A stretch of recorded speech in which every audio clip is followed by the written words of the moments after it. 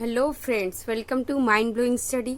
तो इस वीडियो में हम क्लास 8 की एनसीईआरटी का साइंस कर रहे थे, जिसमें हम चैप्टर नंबर 6 कर रहे हैं। इसके 2 पार्ट हो चुके हैं, जिसमें आपका पहला पार्ट था जिसमें हम लोगों ने किया था दहन क्या है, ठीक है।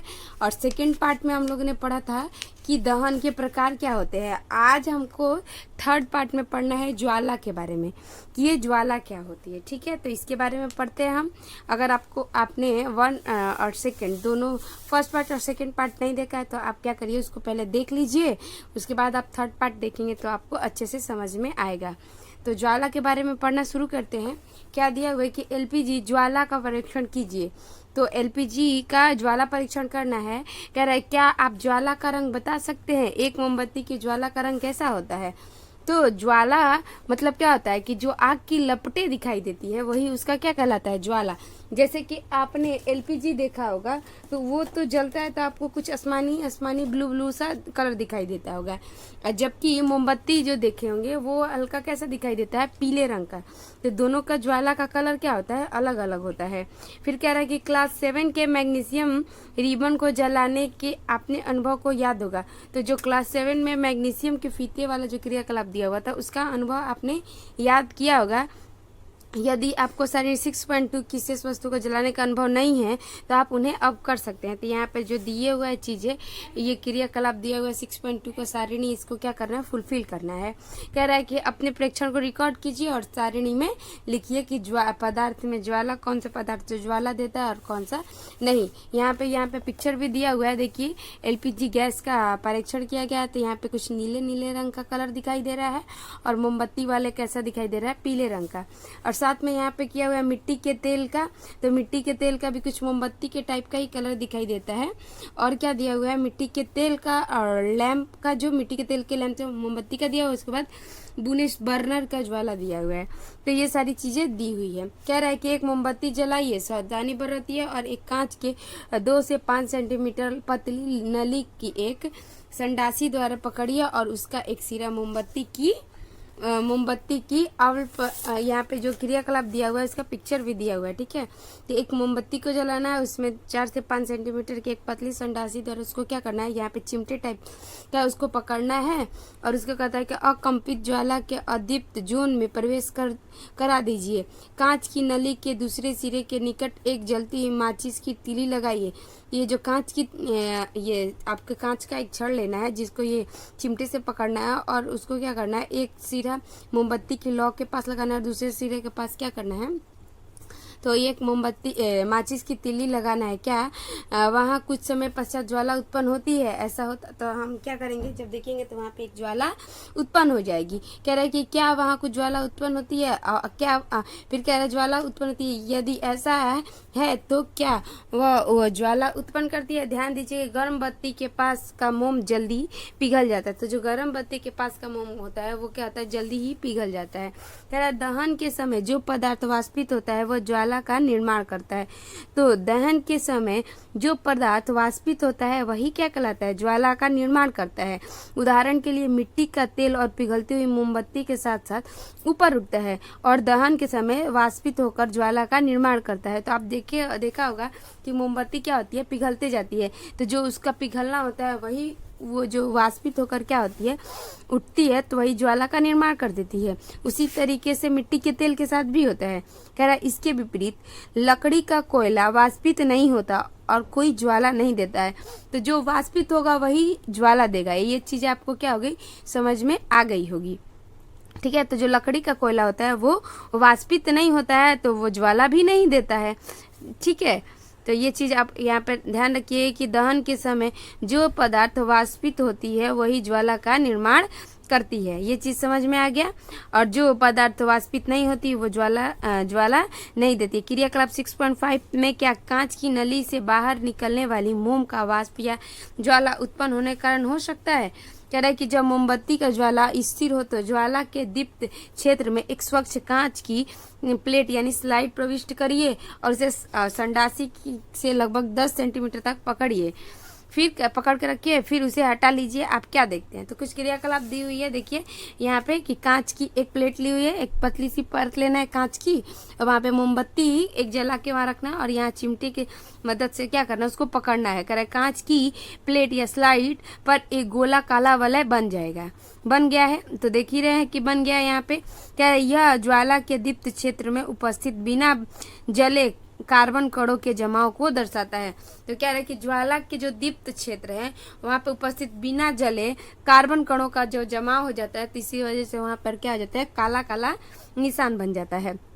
फिर एक पतले लंबे कांच के तार को लगभग 30 सेकंड तक ज्वाला के अदीप्त क्षेत्र में पकड़ कर रखे। तो ज्वाला के जो अदीप्त क्षेत्र है वहां पर पकड़ के रखना है। अब कह रहा है कि ध्यान दीजिए कि एक तार का भाग जो ज्वाला के कुछ ही बाहर है, तार का जो भाग जो ज्वाला के कुछ ही बाहर है, वो क्या होता है कि रक्त तप्त हो जाता है। वहां पे क्या हो जाता है, पूरा लाल लाल हो जाता है। क्या यह दर्शाता है कि ज्वाला के अदीप्त क्षेत्र का ताप बहुत अधिक होता है। तो जो ज्वाला का अदीप्त क्षेत्र होता है वो क्या होता है, वो अधिक तप्त होता है।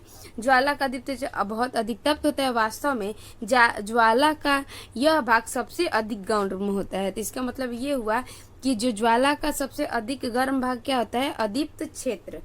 ठीक है। सोने और चांदी को पिघलाने के लिए सुनार धातु की फूकनी से ज्वाला के सबसे बाहरी भाग को उस पर क्या करते हैं, फूकते हैं। वे ज्वाला के सबसे बाहरी भाग का उपयोग करते हैं। तो आपको पता चलेगा कि जो ज्वाला का सबसे बाहरी भाग होता है वो सबसे गर्म होता है, और वही वाले फूकनी से प्रयोग करके सुनार क्या करते हैं, उसका प्रयोग करते हैं। जैसे कि यहाँ पे एक मोमबत्ती दिया हुआ है, पिक्चर दिया हुआ है, उसका ज्वाला का भी फोटो दिया हुआ है। ठीक है, तो ये आपकी मोमबत्ती हो गई। और सबसे गर्म भाग क्या होती है, जो सबसे निचली परत होगी बिना जली हुई मोमबत्ती की सबसे आंतरिक क्षेत्र का काला। यहाँ पे जो आप देखते होंगे बाती होती है उसमें वो वाली चीज हुई है, और सबसे कम गर्म वही वाली क्षेत्र होती है। और आसंकिक दहन वाला मध्य भाग जो पूरी तरीके से नहीं जल रहा है, वहाँ पे आसंकिक रूप से मध्य भाग जो होता है वो कैसा दिखाई देता है, पीला। ये क्या होता है, कम गर्म होता है। और सबसे अधिक गर्म क्या होता है, जो मोमबत्ती का सबसे ऊपरी भाग होता है, पूर्ण दहन जहाँ पर होता है, अच्छी तरीके से जहाँ दहन होता है, वहाँ पे आप कलर देखेंगे कि नीला नीला होता है। तो जो नीला रंग का आग होता है वो क्या होता है, सबसे अधिक गर्म होता है। तो ये चीजें आपको समझ में आ गई होगी। ठीक है, तो हमारा यहीं पे होता है ज्वाला समाप्त। अब हम पढ़ते हैं ईंधन के बारे में कि ईंधन क्या है। ईंधन क्या है, तो कह रहे कि याद करिए कि घरेलू और औद्योगिक उपयोग से संबंधित ऊष्मा ऊर्जा के प्रमुख स्रोत लकड़ी, काष्ठ, कोयला, पेट्रोल, मिट्टी का तेल आदि है। ये पदार्थ ईंधन कहलाता है। तो क्या कह रहा है, ऊष्मा ऊर्जा के प्रमुख स्रोत क्या होते हैं, तो लकड़ी, काष्ठ, कोयला, पेट्रोलियम, मिट्टी का तेल आदि, ये सब पदार्थ क्या होते हैं, ईंधन होते हैं। अच्छा ईंधन वह होता है, अगर इसी में होता है क्या, ईंधन भी दो तरीके से होता है, एक अच्छा ईंधन, एक खराब ईंधन। तो अच्छा ईंधन वह होता है जो सहज उपलब्ध हो जाता है, यानी कि आसानी से उपलब्ध हो जाता है, और क्या होता है, यह सस्ता होता है। तो जो ईंधन सस्ता होता है, सहज उपलब्ध हो जाता है, और वायु में सामान्य दर से सुगमता पूर्वक जलते रहता है। तो वायु में क्या होता है, समान दर से सुगमता पूर्वक जलते रहता है। यह अधिक मात्रा में उत्पन्न करता है। तो जो अच्छा ईंधन होता है, और उसका क्या क्या क्वालिटी है कि वह ईंधन क्या होगा, सहज रूप से उपलब्ध हो जाएगा, यानी आसानी से आप उपलब्ध हो सकता है, और वो सस्ता होगा, और वायु में समान रूप से क्या होगा, सुगमता पूर्वक जलता रहे, अच्छी तरीके से जलती रहे, और अधिक मात्रा में क्या दे, वो ऊष्मा दे। यह जलने के उपरांत कोई अवांछनीय पदार्थ नहीं छोड़ना चाहिए। तो जो जलने के पश्चात कोई अवांछनीय पदार्थ नहीं छोड़ा है, तो वो आपका क्या हो गया, अच्छा ईंधन। संभवतः ऐसा कोई भी ईंधन नहीं है जिसे कि एक आदर्श ईंधन माना जा सकता है। तो आदर्श ईंधन के ये परिभाषा हो गया, ठीक है, कि ये चीज होनी चाहिए, लेकिन संभवतः ऐसा कोई भी ईंधन नहीं है जो आदर्श ईंधन कहा जा सके। हमें ऐसे ईंधन ढूंढने चाहिए जो किसी विशिष्ट उपयोग की अधिक आवश्यकताओं को पूरा करता हो तो हमें ऐसे ईंधन को क्या करना है, ढूंढना है। तो जैसा कि यहाँ पे ये सारी चीजें दी, पेट्रोलियम, मिट्टी का तेल, तो ये सारी चीजें ईंधन तो है, लेकिन इसे हम आदर्श ईंधन नहीं कह सकते हैं। ईंधन के मूल्य में भिन्नता होती है, कुछ ईंधन अन्य ईंधन की अपेक्षा सस्ती होती है, तो कुछ ईंधन क्या होती है, महंगी होती है। कह रहा है जिस ईंधन से आप परिचित है उसकी सूची बनाइए। तो आप किस किस ईंधन से परिचित है? आपने मिट्टी का तेल तो देखा ही होगा, तो हाँ देखा ही होगा, पेट्रोल देखा होगा आपने, लकड़ी देखा होगा, कास्ट कोयला ही देखा होगा, कोयला भी देखा होगा आप लोगों ने। ये सारी चीजें आपने ईंधन के रूप में जो जो चीजें देखी होगी आपने, उसका क्या करना है, सारिणी बनाना है। ठीक है, आगे पढ़ते हैं कि ईंधन की दक्षता क्या होता है। कह रहा है कि यदि आपसे कहा जाए कि गोबर के उपले, कोयले और एलपीजी को जलाकर पानी की एक निश्चित मात्रा को उबाले तो आप कौन से ईंधन को चुनेंगे? तो अगर आपसे कहा जाए कि आप गोबर के उपले लीजिए, ठीक है, तो गोबर के उपले हमारे यहाँ उसको क्या बोला जाता है, गोईठा बोला जाता है। ठीक है, तो वो चीजें, और कह रहा है कि कोयला और एलपीजी को लेना है और एक निश्चित मात्रा में क्या करना है, पानी गर्म करना है, तो आप कौन सा ईंधन चुनना पसंद करेंगे? तो आप इस कह रहा है कि तो आप क्या करेंगे, इसमें से आपको कोई ना कोई ईंधन का प्रयोग करके आपको पानी को गर्म करना है, तो आप कौन सा ईंधन चुनेंगे, इसका कारण भी बताना है। कह रहे हैं कि आप अपने माता पिता की मदद से ये ईंधन बराबर मात्रा में अगर मदद ले सकते हैं, तो इसकी जानकारी प्राप्त करने के लिए आप क्या करिए, अपने माता पिता की मदद ले लीजिए, लेकिन सबसे अच्छा आपके लिए कौन सा ईंधन होगा, तो एलपीजी ही होगा। ठीक है, कह रहा है कि क्या ये ईंधन बराबर मात्रा में ऊष्मा देती है? तो ये ईंधन बराबर मात्रा में ऊष्मा नहीं देती है। कह रहा है किसी ईंधन के 1 किलोग्राम के पूर्ण दहन से प्राप्त ऊर्जा की मात्रा उसका ऊष्मीय मान कहलाती है। तो किसी भी ईंधन का क्या करना है, 1 किलोग्राम लेना है, उसका पूर्ण दहन करना है, और उसका क्या होगा कि जितना भी ऊष्मीय मात्रा ऊर्जा उत्पन्न होगी उसका वही क्या कहलाता है, ऊष्मीय मान कहलाता है। ईंधन के ऊष्मीय मान को किलो जूल प्रति किलोग्राम के मात्रक से दर्शाया जाता है। तो ईंधन का ऊष्मीय मान को किस में मापा जाता है, तो किलो जूल प्रति किलोग्राम में मापा जाता है। ठीक है, कुछ ईंधन का ऊष्मीय मान 6.4 में दर्शाया गया है। तो यहाँ पे देख लीजिए कि कुछ ईंधन के, जैसे कि गोबर के उपले का दिया हुआ है, ये कितना किलो जूल प्रति किलोग्राम देती है, तो गोबर का उपला 6000 से 8000। ठीक है, सबसे अधिक आप देख लीजिए, आपको सबसे अधिक कहाँ दिख रहा है, 55, यहाँ पे सबसे अधिक दिख रहा है कहाँ पे, हाइड्रोजन। तो जो हाइड्रोजन होती है, ये सारी क्या है, ईंधन, गोबर के उपले, मिट्टी का तेल, लकड़ी, कोयला, डीजल, मीथेन, सीएनजी, एलपीजी, जैव गैस, हाइड्रोजन, ये सारी चीजें क्या है, ईंधन है। ठीक है, इसमें सबसे अधिक किसका ऊष्मीय मान होता है, तो हाइड्रोजन जो होती है उसका सबसे अधिक ऊष्मीय मान होता है। और सबसे खराब आपको ईंधन देखने होगा, सबसे कम ऊष्मीय मान किसका होता है, तो गोबर के उपले का होता है। ठीक है, हम जो अपने घरों में प्रयोग करते हैं एलपीजी, उसका ऊष्मीय मान कितना होता है, तो 55,000 होता है। ठीक है, अब आगे पढ़ते हैं कि ईंधन के दहन से हानिकारक उत्पादन प्राप्त होता है। तो कह रहा है कि ईंधन का बढ़ता हुआ उपभोग पर्यावरण पर हानिकारक प्रभाव डालता है। जैसे पहला दिया हुआ है कि लकड़ी, कोयला और पेट्रोलियम जैसे कार्बन ईंधन बिना जले कार्बन कण छोड़ते हैं। ये सूक्ष्म कण खतरनाक प्रदूषक होते हैं जो दमा जैसे श्वास रोग उत्पन्न करते हैं। तो जो ये लकड़ी और कोयला होता है, पेट्रोलियम, ये क्या है, जैसे कार्बन जैसे ईंधन है जो बिना जले क्या करते हैं, कार्बन के कण छोड़ते हैं, और ये सूक्ष्म कण हमारे वातावरण में मिलकर हमें दमा और श्वास से संबंधित बीमारी उत्पन्न करती है। ठीक है, आगे फिर क्या दिया हुआ है कि सदियों से लकड़ियों का प्रयोग घरेलू और औद्योगिक ईंधन के रूप में हो रहा था, परंतु अब इसका स्थान कोयला और एलपीजी जैसे ईंधनों ने ले लिया है। अभी भी हमारे देश में बहुत से ग्रामीण क्षेत्रों में ईंधन के रूप में लकड़ी का उपयोग हो रहा है, क्योंकि यह आसानी से उपलब्ध और सस्ती है। परंतु लकड़ी को जलाने से बड़ी मात्रा में धुआं उत्पन्न होती है जो मनुष्य के लिए हानिकारक है और श्वसन कष्ट उत्पन्न करता है। साथ ही वृक्ष हमें बहुत ही उपयोगी वस्तुएं उपलब्ध कराती है जो ईंधन के रूप में लकड़ी का उपयोग करने से हमें प्राप्त नहीं हो पाता। इसके अतिरिक्त वृक्षों की कटाई वनोन्मूलन का कारण बनता है जो कि पर्यावरण के लिए हानिप्रद है, जैसा कि हमने कक्षा 7 में पढ़ चुका है। ठीक है, तो ये चीजें प्राप्त आपको जानकारी हुई। फिर आगे पढ़ते हैं कि 2 नंबर में क्या दिया है कि इन ईंधन का अपूर्ण दहन, ये जो ईंधन है कोयला और लकड़ी, ये क्या होता है, इनका अपूर्ण दहन कार्बन कार्बन मोनोऑक्साइड जैसे गैस देती हैं। यह अत्यंत विषैली गैस है। जो बंद कमरे में कोयला जलाना खतरनाक होता है।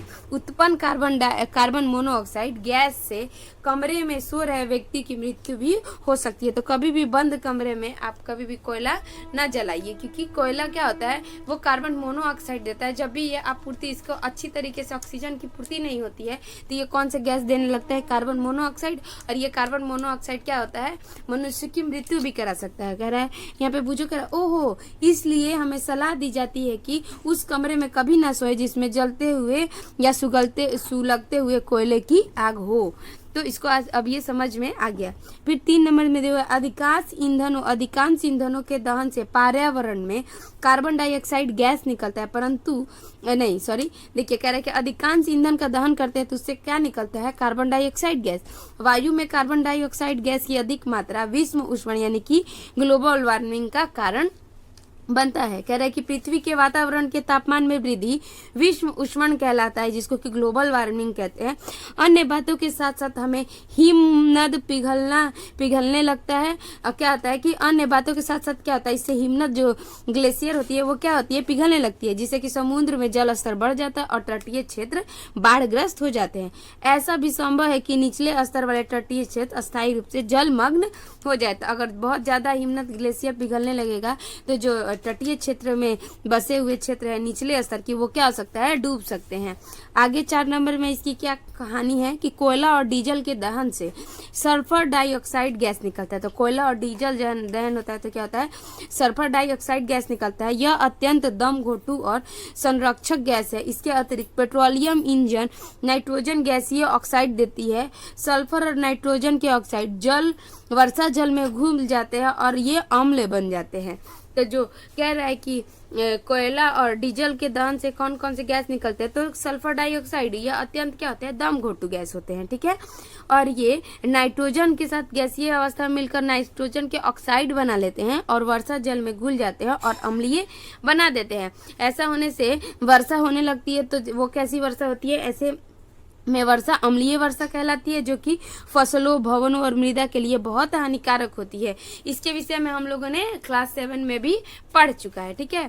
इसीलिए कहा जाता है कि आप बेसिक शुरू से पढ़िए, 6 क्लास पढ़िए, 7 क्लास पढ़िए, उसके बाद 8 क्लास पढ़िए। अगर ऐसा नहीं करते हैं आप तो आपको हर बार ऐसा मिलेगा कि क्लास 7 में पढ़ चुका है, क्लास 6 में पढ़ चुका है। तो इसका मतलब क्या है कि जो चीजें दी बार बार तो एक ही चीज आपको नहीं दिया जा सकता है ना। इसीलिए कह रहा है मोटर वाहनों में ईंधन के रूप में डीजल और पेट्रोल का स्थान अब सीएनजी यानी कि संपीड़ित प्राकृतिक गैस ले रही है, क्योंकि सीएनजी सल्फर और नाइट्रोजन ऑक्साइड का उत्पादन अल्प मात्रा में करती है। सीएनजी एक स्वच्छ ईंधन है। तो जो सीएनजी होती है उन लोगों की तरह इतना ज्यादा विषैली गैस से नहीं निकालती, और निकालती भी है तो बहुत कम मात्रा में। इसलिए इसको क्या बोला गया है, इसलिए इसको बोला गया कि ये क्या है, स्वच्छ गैस है। तो इसके अगर यहाँ तक आपको समझ में आ गया तो ये हमारा चैप्टर हो गया समाप्त, ठीक है। और इसके नेक्स्ट वीडियो जो अब आएगा तो यहाँ पे ये प्रमुख शब्द का आपको शॉर्ट नोट्स दिया जाएगा, ठीक है। तो ये चैप्टर का शॉर्ट नोट्स इसके नेक्स्ट वीडियो में आएगा। तो अगर आपको यहाँ तक वीडियो समझ में आया, अच्छा लगा तो आप हमें लाइक और कमेंट करके बता सकते हैं। यहाँ तक वीडियो देखने के लिए आपका बहुत बहुत धन्यवाद।